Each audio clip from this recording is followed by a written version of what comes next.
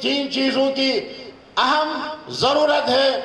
میں ان 2 چیزوں کا تذکرہ کر کے آخری اعلان میں آپ تک پہنچا دوں گا. وہ یہ ہے، آپ ایک کاروان میں ہیں. اس کاروان کی جو منزل ہے، وہ اسلام کی منزل ہے. ہماری الگ منزل نہیں ہے. اسلام نے جو منزل مقرر کی ہے اس تک جانا ہے.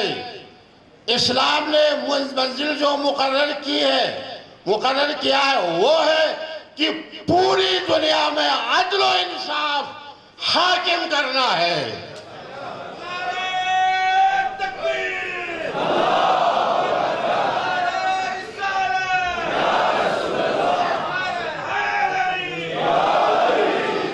تو یہ تحریک، ہماری یہ تحریک، یہ نہضت کسی قومی بھی نہیں ہے، علاقائی بھی نہیں ہے، مذہبی اس معنی خاص میں نہیں ہے.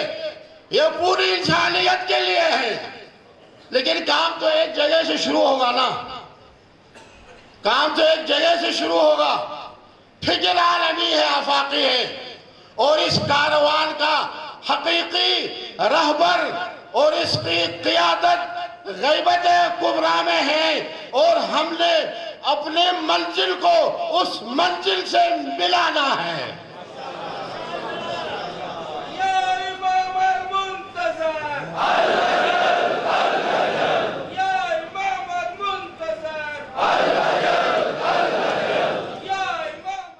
اس کاروان کو آگے بڑھانے کے حوالے سے ایک استقامت کی ضرورت ہے، 2 اتحاد کی ضرورت ہے، 3 اطاعت کی ضرورت ہے. یہ 3 چیزیں اس وقت اشد ضروری ہیں. باقی مسائل تو اپنی جگہ ہے، اور اگر آپ کو آگے بڑھنا ہے تو یہ 3 چیزیں آپ میں ہونا ضروری ہے. استقامت اپنے عقیدے پہ، اپنے نظریے پہ، اپنے موقف پہ.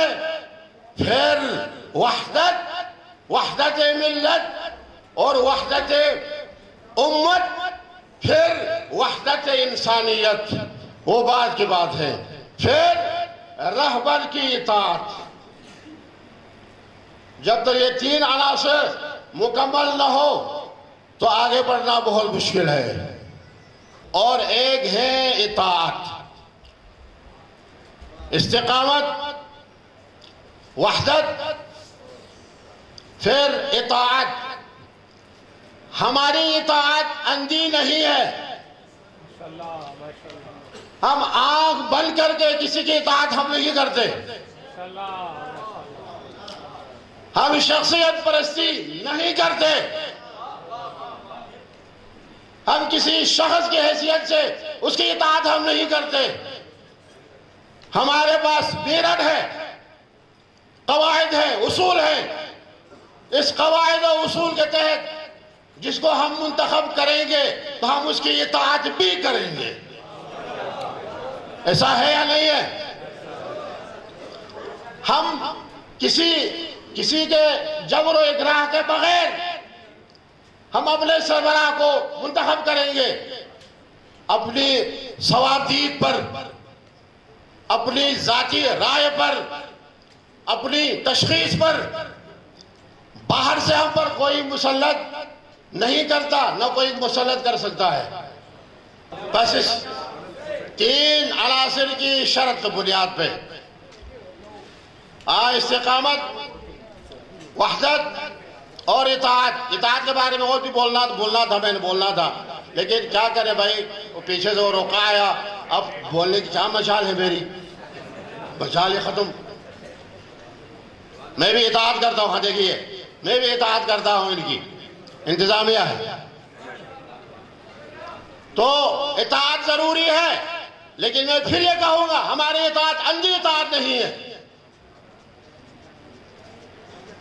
ہم سوچ سمجھ کے کسی کو منتخب کرتے ہیں، پھر اس کی اطاعت ضروری ہے.